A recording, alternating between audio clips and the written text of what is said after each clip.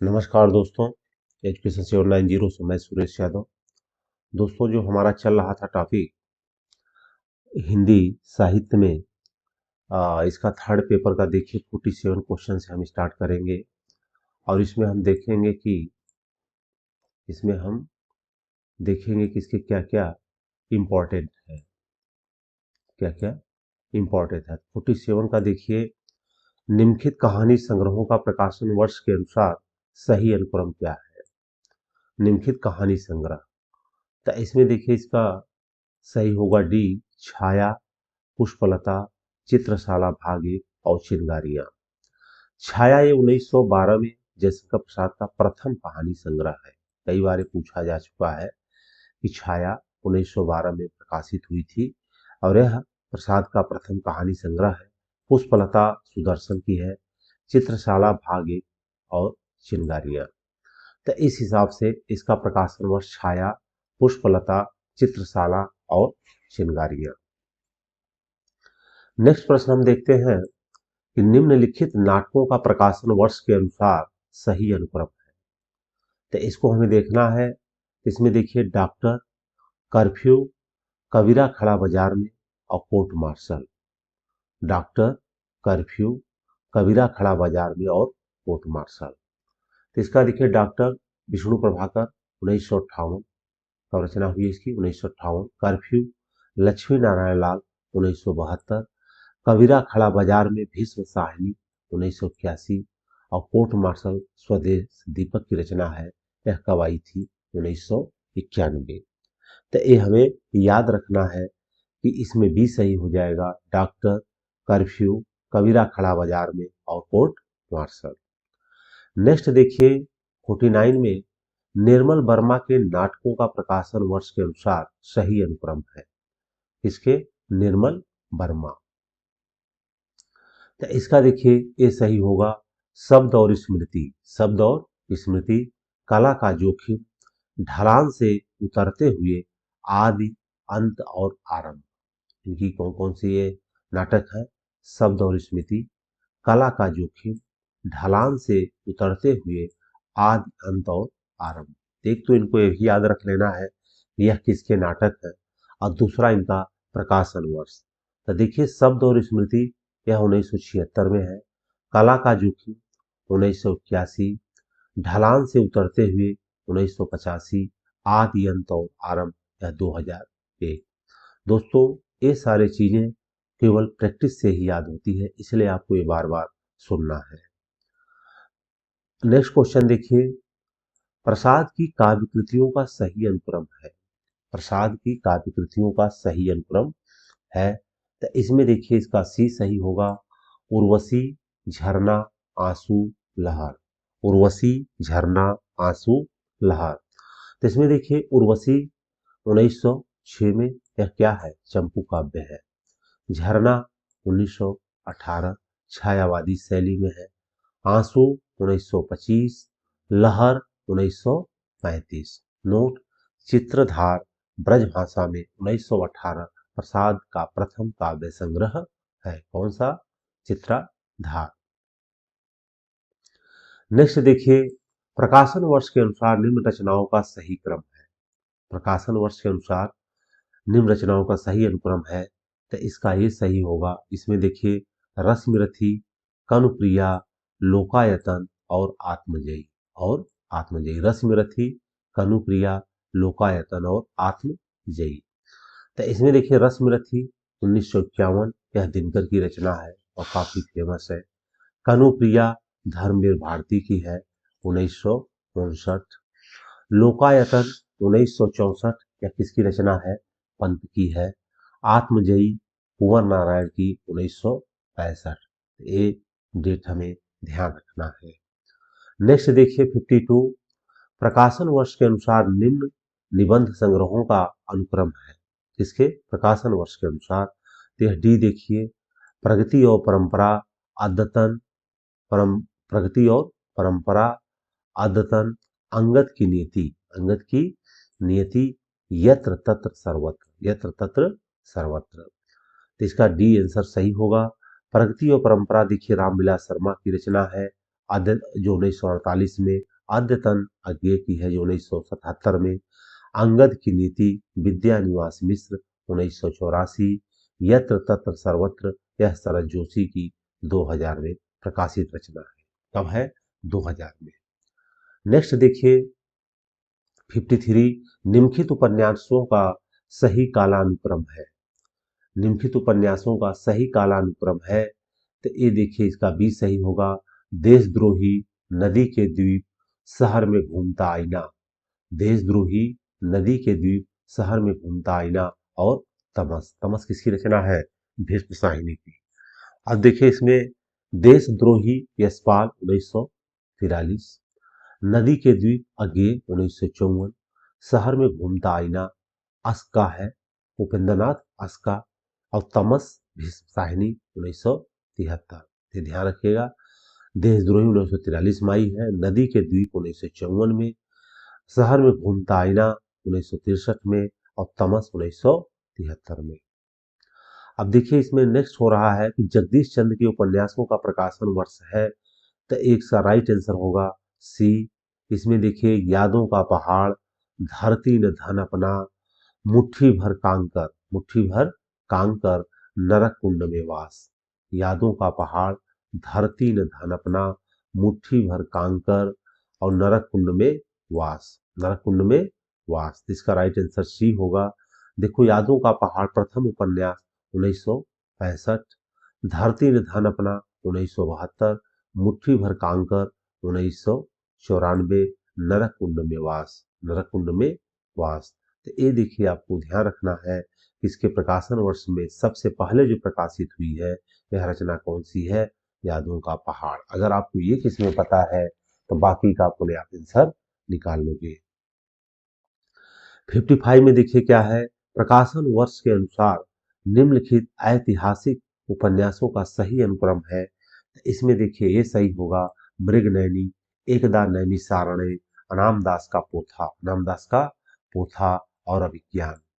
मृगनयनी देखिए 1950 में राम कुमार वर्मा, एकदा नैमिषारण्य 1972 अमृतलाल नागर, अनामदास का पोथा 1976 अजय प्रसाद द्विवेदी, अभिज्ञान 1989 किसकी रचना है? नरेंद्र कोहली की।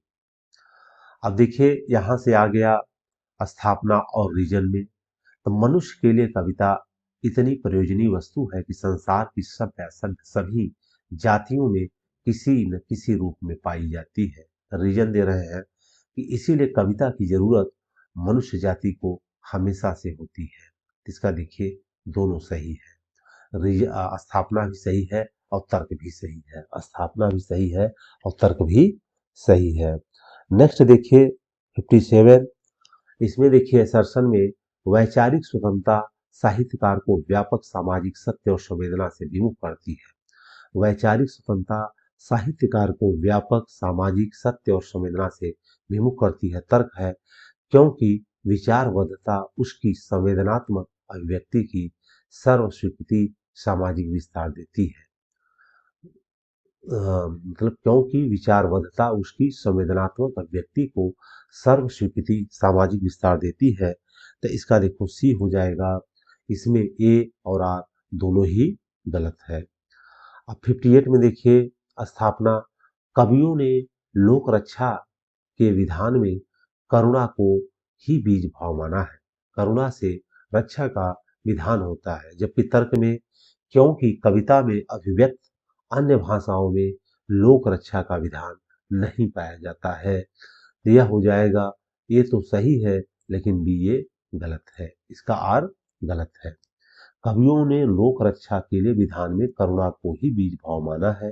करुणा से रक्षा का विधान होता है, ये तो सही है क्योंकि कविता में अभिव्यक्त अन्य भाषाओं में लोक रक्षा का विधान नहीं पाया जाता। तो इसमें आर जो है गलत है।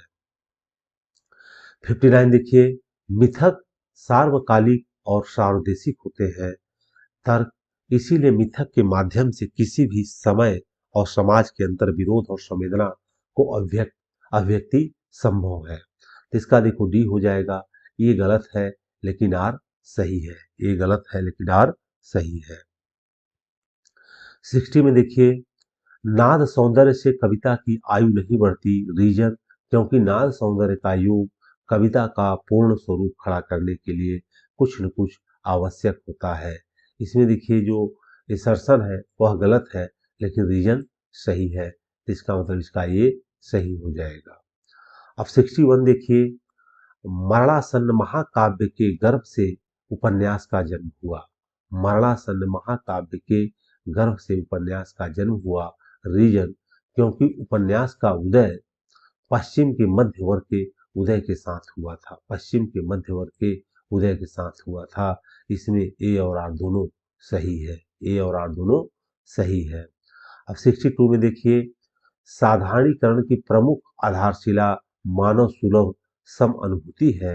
रीजन में, क्योंकि मानव सुलभ सम अनुभूति स्वाभाविक मानवीय प्रवृत्ति है, जिसे भारतीय दर्शन का बल भी प्राप्त है। इसमें ए भी सही है और आर भी सही है। ए भी सही है और आर भी सही है। अब 63 देखिए, स्थापना में प्रसाद के नाटकों में रस और द्वंद्व का आ, आदंत समन्वय हुआ है। प्रसाद के नाटकों में रस और द्वंद्व का आदंत समन्वय हुआ है। तर्क, कारण कि वह केवल उन पर पश्चिमी नाट्य चिंतन के प्रभाव से संभव हुआ। इससे हुआ पश्चिमी नाट्य चिंतन के प्रभाव से ही संभव हुआ। तो इसमें देखिए स्थापना तो सही है, लेकिन तर्क इसका गलत है। ए सही है बट आर गलत है। अब नेक्स्ट देखिए, आदर्श नागरिक को आत्म विकास करते हुए सारी धरती के सुख में ही अपना सुख मानना चाहिए। ये स्थापना है, क्योंकि प्रत्येक नागरिक के व्यवहार की, उसकी अच्छाई बुराई की मूल कसौटी समाज कल्याण की भावना है। तो इसमें देखिए ए और आर दोनों सही है। अब देखिए 65 में देखिए, गोदान ग्रामीण जीवन का महाकाव्य है। रीजन, क्योंकि गोदान में समग्र युग जीवन का चित्रण हुआ है। ये सही है, लेकिन आर इसका गलत है। इसका मतलब डी इसका राइट हो जाएगा। डी इसका, क्योंकि इसमें जो युग जीवन है यह गलत है। यह गलत है। 66 में देखिए, निम्नलिखित ग्रंथों को उनके लेखकों के साथ सुमेलित कीजिए। अब इसमें देखिए जो सर्वांगी है यह किसकी रचना है? रज्जब की। सर्वांगी किसकी है? रज्जब की। ज्ञानबोध यह मलुकदास की। ज्ञानबोध किसकी है? मलुकदास की। और प्रेम पगास, प्रेम पगास है आपकी धरणीदास की। किसकी है? धरणीदास की है। और शब्द सागर है बुला साहब की। शब्द सागर है बुला साहब की। देखिए सर्वांगी हो गया रज्जब की, ज्ञानबोध मलुकदास, प्रेम पगास, धरणीदास और शब्द सागर बुला साहब। तो इस प्रकार इसका राइट आंसर कौन सा हो जाएगा? बी। राइट आंसर क्या हो जाएगा? बी हो जाएगा। अब देखिए 67 में, निम्नलिखित रचनाकारों को उनकी रचनाओं के साथ सुमेलित कीजिए। निम्नलिखित रचनाकारों को उनकी रचनाओं के साथ सुमेलित कीजिए। तो जैसे देखिए इसमें भूषण है। कौन? भूषण। तो भूषण की रचना इसमें नहीं दी हुई है। भूषण की रचना इसमें नहीं दी है। रस सारांश भिखारी दास की है। रस सारांश। तो अगर यहाँ भिखारी दास हो जाता तो ये सही हो जाता कि भिखारी दास की रचना कौन सी है? रस सारांश। और घनानंद की कौन सी हो जाएगी? इश्क लता। घनानंद कौन सी हो जाएगी? यहाँ पे भूषण की जगह किसका नाम होना चाहिए था? भिखारी जी का। किसका होना चाहिए था? भिखारी।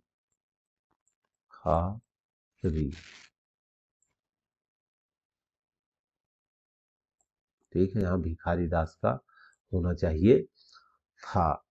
तो भिखारी अगर यहाँ होते तो उनकी रचना हो जाती रस सारांश, घनानंद की हो जाएगी इश्क लता। सुरती मिश्र की हो जाएगी अलंकार प्रकाश। सुरती मिश्र क्या हो जाएगी? अलंकार प्रकाश। और मतीराम की हो जाएगी रसराज। मतीराम की कौन सी हो जाएगी? रसराज। तो इस प्रकार से अगर यहाँ भिखारी दास हो जाते तो इसका राइट आंसर कौन सा बनता? ए का 4। ए का 4 मतलब ए सही हो जाता, लेकिन यहाँ भूषण होने से यह क्वेश्चन गलत है। अब देखिए 68 में, निम्नलिखित रचनाकारों को उनकी रचनाओं के साथ सुमेलित कीजिए। निम्नलिखित रचनाकारों को उनकी रचनाओं के साथ सुमेलित कीजिए। जैसे देखिए सुर सुर निर्णय। सुर सुर निर्णय यह किसकी रचना है? मुंशी सदासुख लाल की रचना है। किसकी है? मुंशी सदासुख लाल की। भाषा युग वशिष्ठ यह राम प्रसाद निरंजनी की है। भाषा युग वशिष्ठ यह किसकी रचना है? राम प्रसाद निरंजनी की। भाषा पद्म पुराण, भाषा पद्म पुराण यह किसकी रचना है? दौलत राम जैन की। भाषा पद्म पुराण यह रचना किसकी है? दौलत राम जैन की। और चिद्धिलास यह दीपचंद की है। चिद्धिलास किसकी है? दीपचंद जैन की है। तो देखिए, सुर सुनिर्णय यह रचना हो गई मुंशी सदासुख लाल की। भाषा युग वशिष्ठ राम प्रसाद निरंजनी की। भाषा पद्म पुराण दौलत राम जैन की। और चिद्धिलास दीपचंद जैन की। इस प्रकार इसका राइट आंसर कौन सा हो जाएगा? सी। कौन सा हो जाएगा?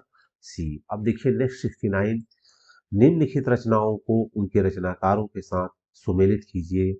जैसे देखिए यहाँ पे निशा निमंत्रण, तो यह किसकी रचना है? हरिवंश राय बच्चन की। प्रभात फेरी यह किसकी रचना है? नरेंद्र शर्मा की। यह किसकी रचना है? नरेंद्र शर्मा की। नींद के बादल यह केदारनाथ अग्रवाल। नींद के बादल कौन हो गए? केदारनाथ अग्रवाल। और जीवन के गान यह शिवमंगल सिंह सुमन के हो गए। जीवन के गान कौन हो गए? शिवमंगल सिंह सुमन। इसका देखिए निशा निमंत्रण हरिवंश राय बच्चन, प्रभात फेरी नरेंद्र शर्मा, नींद के बादल यह केदारनाथ अग्रवाल, और जीवन के गान यह माखनलाल चतुर्वेदी। इस प्रकार आपका राइट आंसर कौन बनता है? सी। कौन सा बन गया? सी। अब नेक्स्ट देखिए 70 क्वेश्चन, निम्नलिखित नाटकों को उनके रचनाकारों के साथ सुमेलित कीजिए। निम्नलिखित नाटकों को उनके रचनाकारों के साथ सुमेलित कीजिए। तो देखिए भारत दुर्दशा, भारत दुर्दशा बहुत फेमस है। यह किसकी है? भारतेंद्र हरिश्चंद्र की। किसकी है? भारतेंद्र हरिश्चंद्र की। मयंक मंजरी, मयंक मंजरी यह किशोरीलाल गोस्वामी का नाटक है। किसका है? किशोरीलाल गोस्वामी का। अब देखिए नेक्स्ट हो गया रुक्मणी परिणय। रुक्मणी परिणय यह किसकी रचना है? अयोध्या सिंह उपाध्याय हरि अवध की। अयोध्या सिंह उपाध्याय हरि अवध की। नेक्स्ट है सीता वनवास, यह किसकी रचना है?